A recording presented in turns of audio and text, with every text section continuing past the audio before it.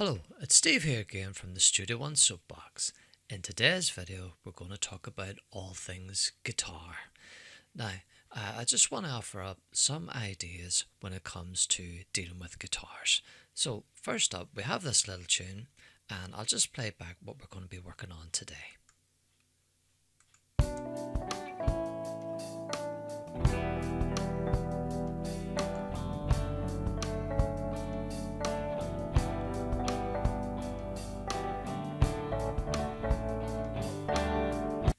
Okay, so the first problem that we may come across would be this. Whenever you have two guitar parts, one on the left and one on the right, that are very similar in tone, this could come about by using the same guitar, the same cabinet, the same mic, and you haven't added any variation into creating a second tone. So if I just play this back, and here we have a guitar which was through a tweed, and this one was through a different cabinet, a 65 Verb. We'll just listen to these two.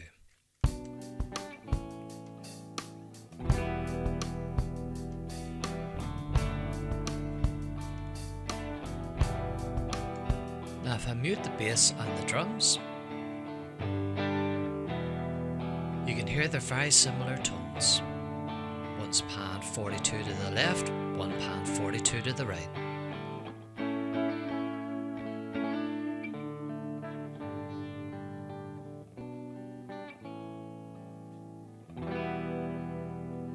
Now, when it's in stereo, you can hear both guitars, but when we drop it into mono,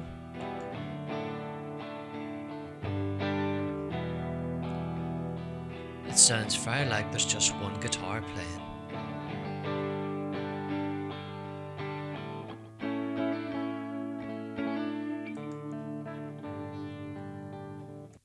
So, what could we do when we come across a problem such as this? One of the most popular ways of dealing with this is to EQ the two guitars slightly differently. So, if we drop an EQ on our first guitar, let's try an API. We'll go for a 550A mono. And if we copy one of those across to our second track, now, the way around this, go back to our first track. Say we had 5K, go for 2, and maybe go for 7K and add 2 to give it a bit of air. Let's listen back to that.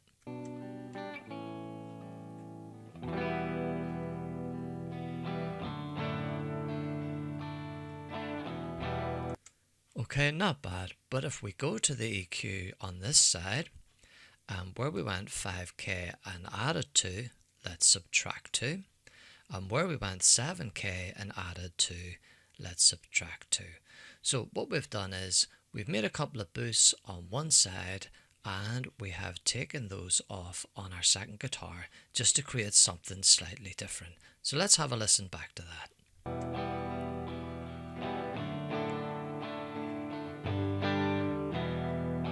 Now the big test is, let's drop it into mono and see if we can hear two guitars.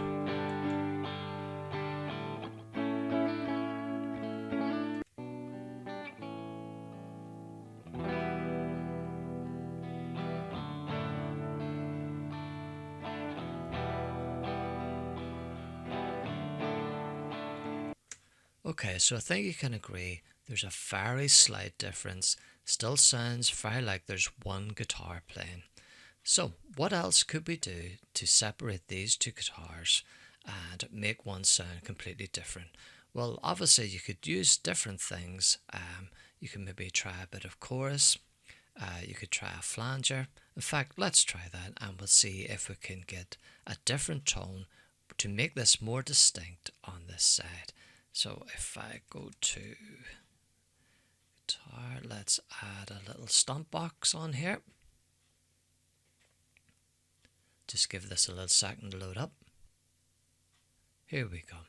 Now, firstly, let's try a bit of chorus. And let's see how that goes.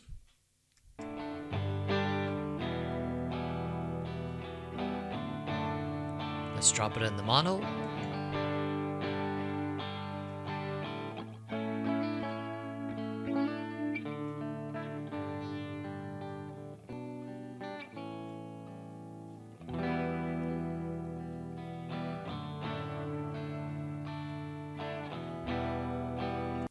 So, still not great. Let's try a flanger. See if we can get away with that. And we'll sync the rate.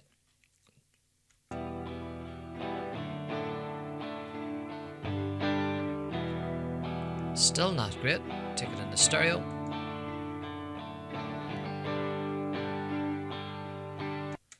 So as you can see, in stereo, you can hear the two guitars quite distinctly. But once you drop them in mono, which can happen on a lot of listening devices we listen to today, that second guitar can almost disappear. What I personally prefer to do is add a doubler. It sounds a bit mental to do such a thing, but what we're interested in here is adding a bit of detuning to the guitar to make it stand out and be slightly different in pitch to the very first guitar. So let's try these.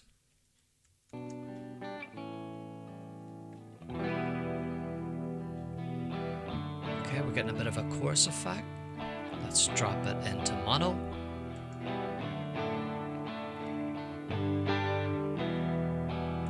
Let's detune it a bit more.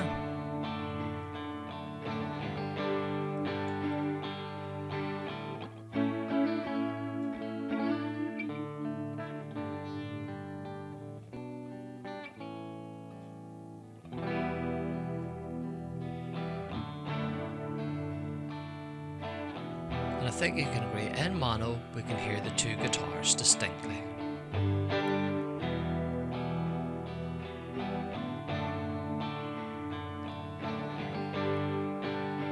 Back to stereo.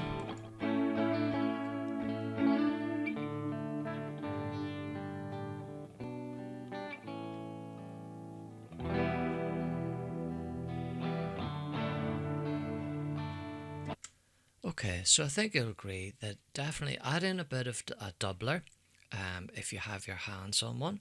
Or I think if we go into our inspector and we have a look on this track, let's see.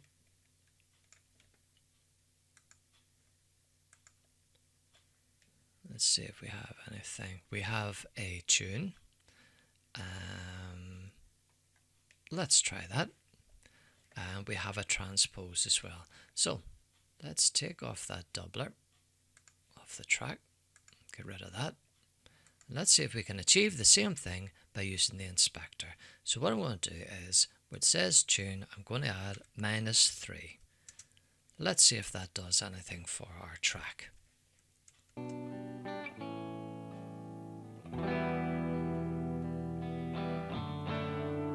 Drop it into mono.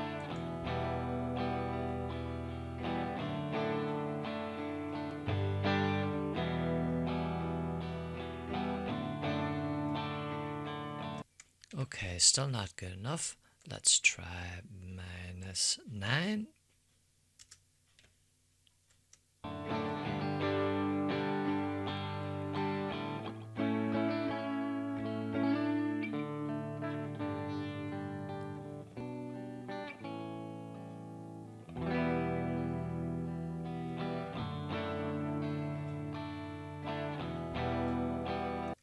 No, it doesn't seem to work just as great there. I thought we might have been able to use our tune function just for one more go. Let's try it at -12 and see if we can get that to do something for us in mono.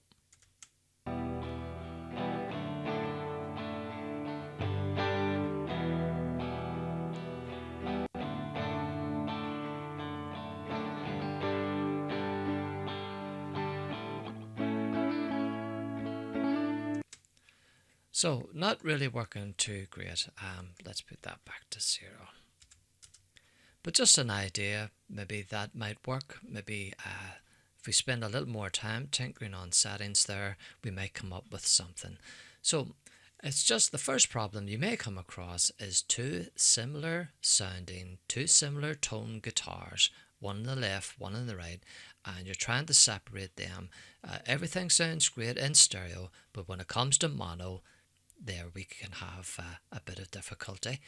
As you can see, the most effective here in this little example, and there's loads of other things you can do, but just in this little example was adding an actual doubler pedal and increasing the pitch so that it is completely different in sound to the first track.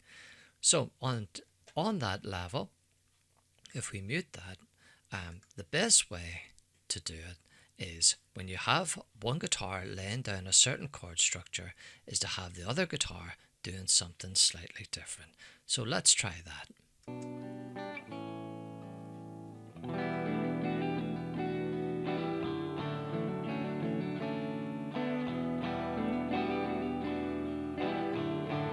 So as you can hear, a guitar still very similar in tone, might have been played through the exact same cabinet, I can't remember, sorry about that. But you can hear that it is extremely similar in tone.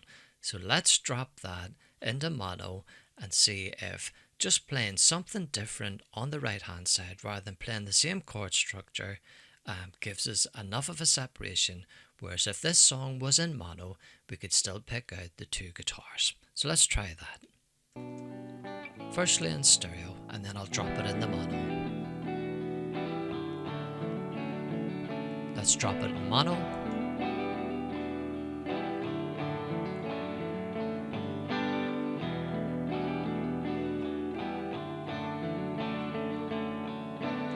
I think you'll agree, you can hear that guitar no problem at all. You can hear the one guitar holding down the chord structure and the other guitar playing little fancy bits, just something for the ears to pick up on. So taking that another step further, let's mute that. And we can use the Tim Pierce method of using single noted high and low guitars, which also should stand out in the mix. So the idea is that, if you really must have two guitars playing similar tones, playing similar chord structures on each side, then you really need to do something to change one from the other to make them stand out in mono. Or, secondly, as we've had here, we can lay down a different rhythm part on the right hand side, and when it's dropped into mono, you can hear the two parts distinctly. Thirdly, what you could have is if the guitar on the left is laying down something, you could get the guitar on the right to fill in the gaps where it's not doing. Then the two guitars aren't working in unison, but are working in between each other and therefore won't get in each other's road, which is very helpful in a lot of songs. That's a technique that's adopted, and also saves you having to EQ and do more work. So let's try the Tim Pierce. First we'll have a high guitar. There we go.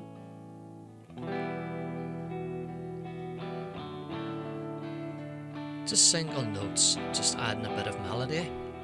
Drop it in mono.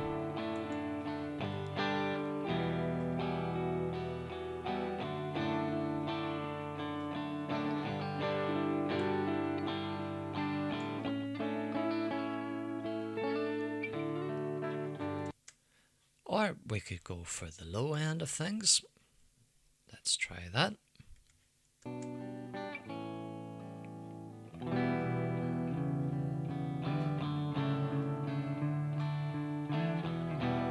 Drop that in mono.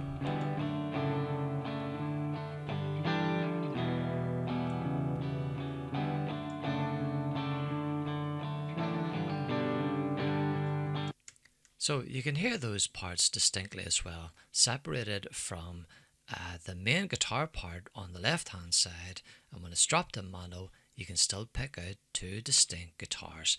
And that's really what we're going for, because if you've got two guitars going, you can try to separate these by maybe using a humbucker guitar on the left and a single coil on the right, use different cabinets, different mics, but even then you can still end up with quite a similar tone as we have here with a tweed and a 65 verb.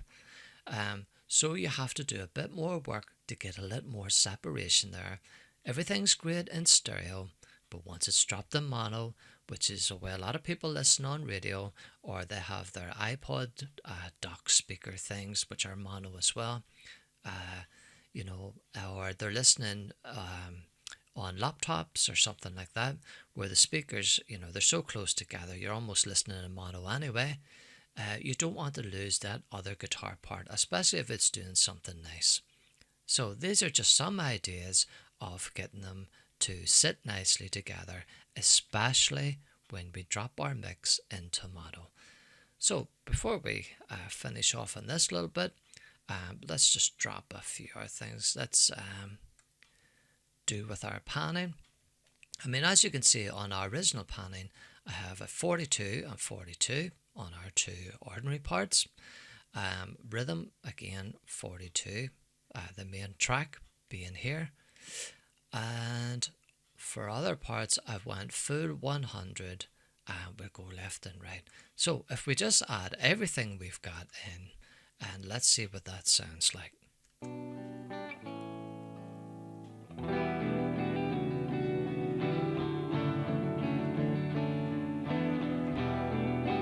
Drop it in the mono.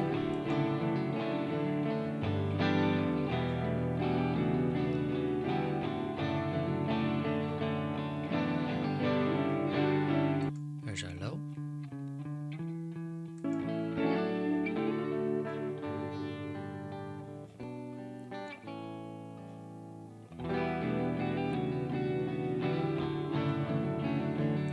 There's our high.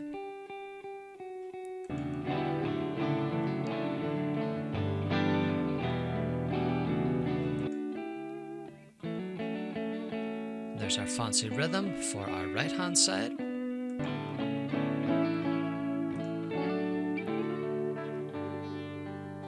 And we'll drop it in the stereo for the last play.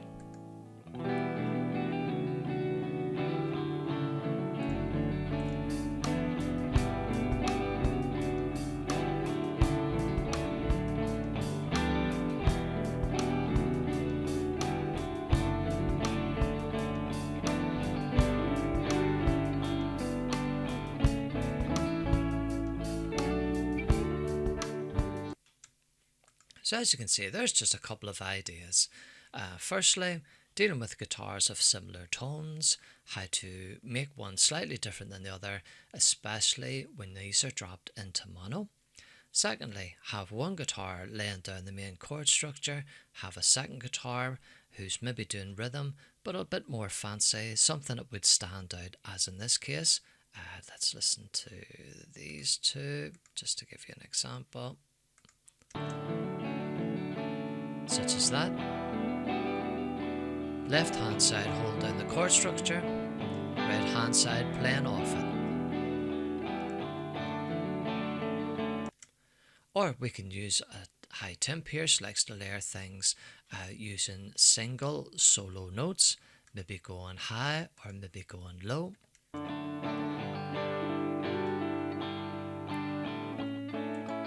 going low.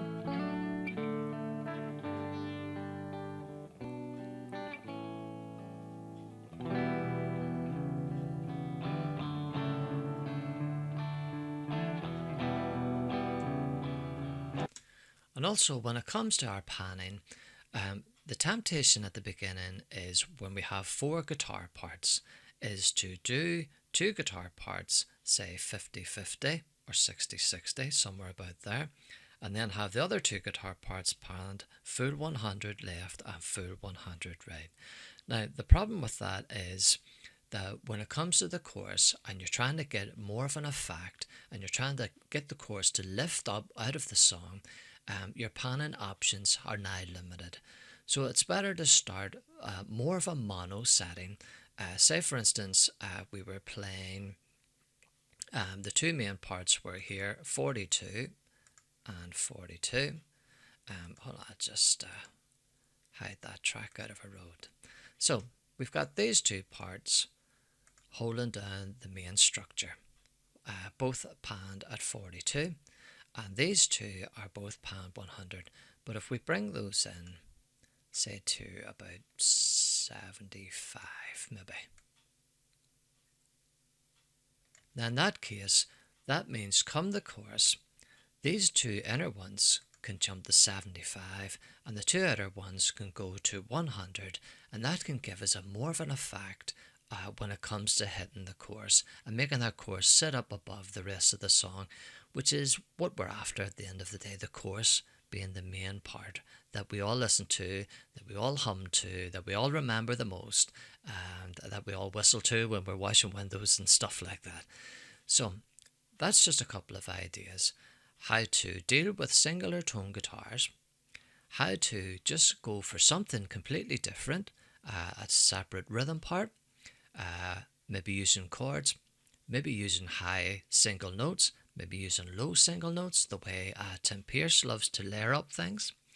And thirdly, another thing that's quite popular is when we're adding reverb. Say we're adding reverb to this track here, track 18, which our rhythm little extra part, which is this part.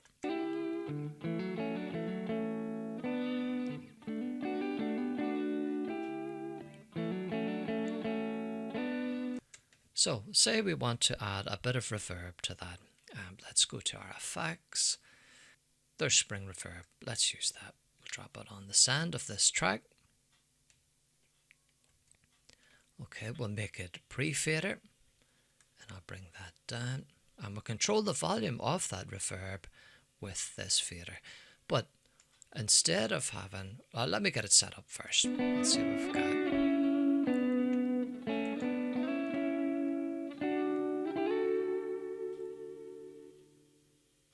Yeah, that's not bad. So, but what we do in this case is we would have this spring reverb. Let's color that so we can see it better. Have this spring reverb on the separate side from the track we've put it on. So for instance, what I mean by that is here in this track, it's panned. It's panned 42 to the right. So what we want to do is if we come down just below there, grab that, we pan the reverb of it to the left. Now this has the effect of creating a bigger sounding guitar, and it gives more body to the song, but we want to keep the reverb out of the way. So if I come down here, add on Pro Q, there we go. And if we go for go to 600 and add that in, and say we go to 10k for our high pass,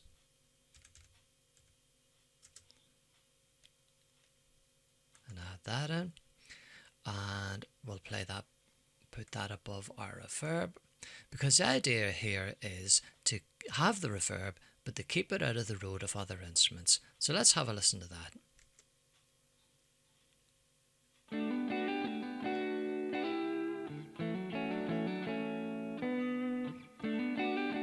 Let's hear it without the EQ on.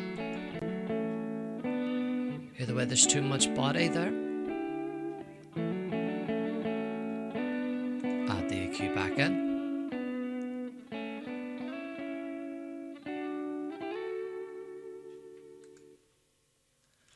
Okay, and the thing about Studio One is, unfortunately, when creating effects channels or bus channels, we can't really create them in mono. So if you're used to the likes of Pro Tools, you can create a mono aux or a stereo aux, and so you can send these type of reverbs to a mono aux and just pan it, and that saves any issues. But with this, as you can see, I've panned our send to go hard left, but if we listen carefully, we can hear it's still in the right hand side as well.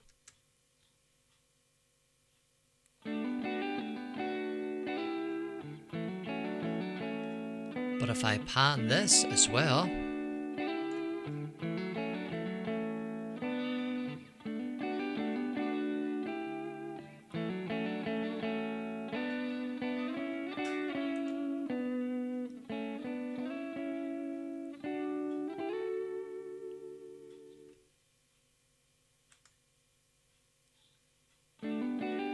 add the spring reverb back in and drop it down because there's too much.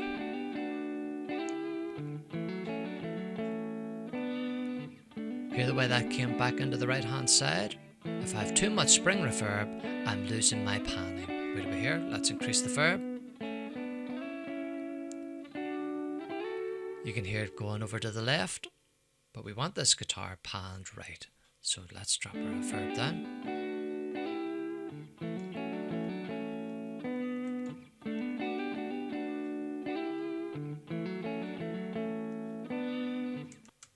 So that's a way of adding reverb here. Firstly, we've added on a bit of EQ. I've did a low pass at 600, high pass at 10, or the other way about, because with this EQ, it's called the low and the high. As you know, low pass, high pass, it all gets a bit confusing. But needless to say, the lows have been passed at 600 Hz, the high 10k. So that's our EQ curve to cut down on the amount of reverb that we want. This is just a spring reverb, just something from Softube. And we have panned it hard left as our guitar is on the right hand side.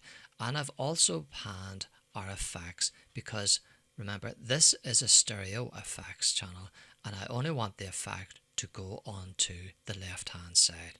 So let's play it again.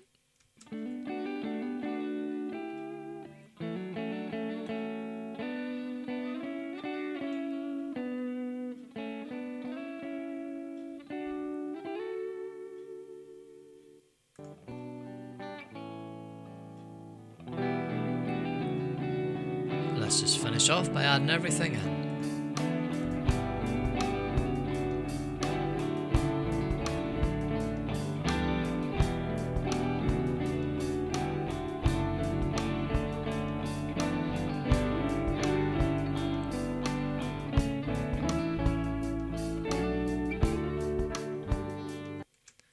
So just some ideas when it comes to working with guitars. One other thing I would like to say before we go is these are all very clean guitars and that leaves the door open for many options, for many processes to be applied to them. When dealing with metal guitars, where we have a heavily distorted guitar, if we think about that, the wave, which would have nice rounded peaks top and bottom, when you put on a distortion pedal, you're basically creating a square wave. You've chopped off those peaks top and bottom, and that does limit you somewhat in your options for further processing. Now, it's not to say that they can't work with those files, because obviously we can. There's lots of metal around, as we know. But it does reduce your options, and so a lot of mixers aren't keen on heavily distorted guitars because it does limit your options as to what you could do. And also remembering that guitars are very mid-centered around the audio spectrum, so you can do your low pass and high pass and cut off some of the upper and lower frequencies because most of what's happening is in the mid section of the audio. So hopefully you will find some of these things helpful when it comes to dealing with guitars. Remember, try to always have variations between your left and your right. Try not to pan too hard left, too hard right on the verses. Leave yourself some room for when it comes to choruses. When you're adding reverbs, have that reverb on the separate side of the spectrum. So if your guitar's on the right, have the reverb of it appearing on the left, and vice versa. If your guitar's on the left, have the reverb of that appear on the right hand side. Just some little tips and tricks. And notice that the most effective thing here was adding a doubler to these first two tracks that we worked with to make it stand out, especially when you drop things in mono. It's a great way of testing how two guitar tones are going to play alongside each other, because there's no point laying down beautiful guitar parts, drop them in mono, and one of the guitars completely disappears because it's too similar in tone. So just keep these things in mind when working with guitars. I hope you did find this useful. Thanks for joining me. Happy mixing, and I'll catch you in the next video. Thank you.